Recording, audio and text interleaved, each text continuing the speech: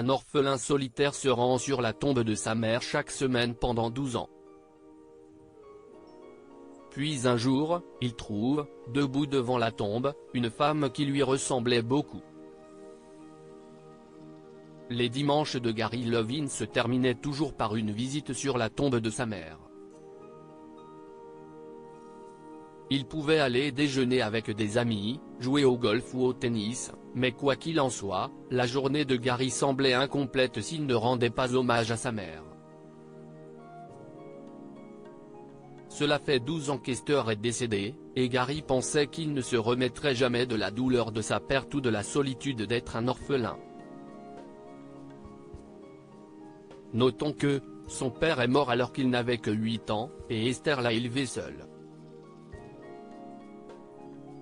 Comme son père, Esther était fille unique, il n'avait donc pas d'oncle et de tante, ni de cousins.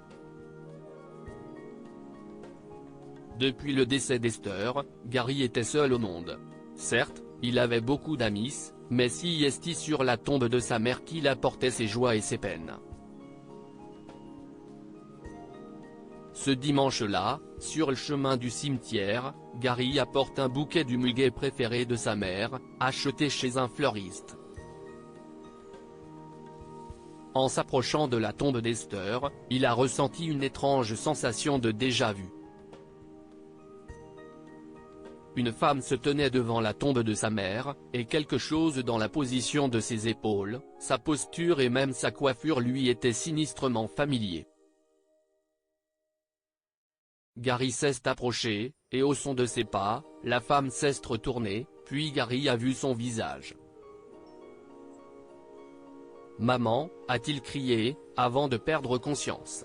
Quand il est revenu à lui, il s'est retrouvé à regarder le visage adoré d'Esther. Elle tenait sa tête dans ses bras et lui passait un mouchoir humide sur le visage. « Vous allez bien ? A-t-elle demandé. « Vous pouvez m'entendre, maman ?» a chuchoté Gary. « Si est-il vraiment toi ?» La femme a l'air surprise. « Maman ? Vous voulez dire. Vous êtes le fils d'Esther Lovin ?»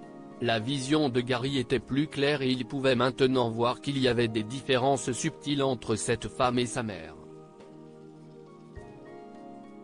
Elle était plus âgée, bien sûr, l'âge qu'aurait eu Esther si elle avait vécu, mais la ressemblance était tout de même frappante. « Je suis le fils d'Esther, oui. » Gary Lovin, confirme Gary en essayant de se remettre sur ses pieds. « Qui êtes-vous ? » Pendant un instant, j'ai cru voir un fantôme. La femme l'a aidé à se relever et a souri. « Je suis Kira Duchamp. Je crois que je suis la jumelle de votre mère. Jumelle ?» Gary ne croyait pas ses oreilles. « Mais ma mère était fille unique. » Kira a hoché la tête avec tristesse. « Je pensais aussi être fille unique », a-t-elle dit. « Mais quand ma mère est décédée, j'ai appris que j'avais été adoptée, alors j'ai commencé à chercher ma famille biologique. » Ce n'était pas facile, l'adoption avait eu lieu dans les années 60, personne ne voulait parler, mais finalement j'ai appris qui étaient mes parents, et surtout, que j'avais une sœur jumelle. Mais je croyais. Personne ne sépare les jumeaux, s'est exclamé Gary.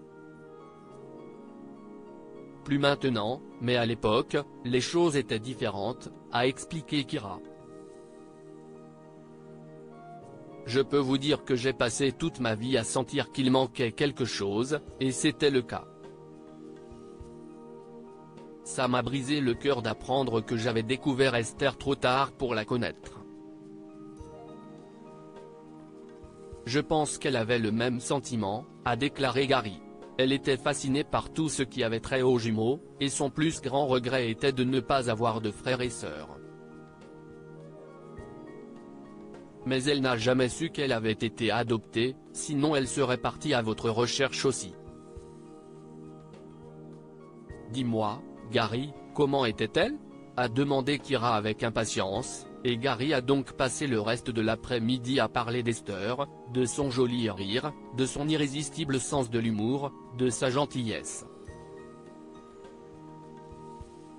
Gary et Kira ont prévu de se rencontrer le lendemain pour que Gary puisse apporter les albums photos et lui montrer ses souvenirs d'Esther.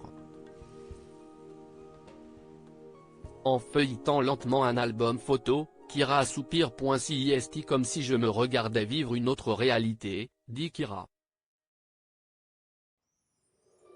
Nous étions vraiment identiques. Je dois les montrer à mes enfants, avec votre permission. Vous avez des enfants? Demande Gary. Combien? 6, sourit Kira. 4 filles, 2 garçons, et j'ai déjà 2 petits-enfants et ce sont de vrais jumeaux, comme Esther et moi. J'ai des cousins? A demandé Gary. J'ai une famille? Vous en avez une, a répondu Kira. Mais en réalité, comme Esther et moi étions génétiquement identiques, ce sont vos demi-frères et sœurs.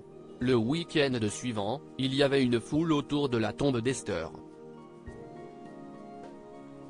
Kira est venue avec son mari, ses enfants et ses petits-enfants pour rencontrer Gary et déposer des fleurs sur la tombe de sa sœur disparue. Pour la première fois en 12 ans, Gary n'est pas parti seul, il était entouré d'une famille aimante. Lorsque Kira a mis son bras autour de ses épaules, Gary a su que les jours sombres et solitaires étaient terminés. Il était sûr que quelque part, Esther le regardait et souriait. Que pouvons-nous apprendre de cette histoire? Lorsque les personnes que nous aimons s'en vont vers un endroit meilleur, nous ne les pleurons pas, nous pleurons notre solitude. Gary a été dévasté par la mort précoce de sa mère et ne s'en est jamais remis. Ne cédez pas au désespoir, car une toute nouvelle vie et le bonheur vous attendent peut-être au coin de la rue. Gary n'aurait jamais imaginé qu'il rencontrerait la jumelle de sa mère et trouverait une famille nombreuse et aimante. Partagez cette histoire avec vos amis. Elle pourrait égayer leur journée et les inspirer.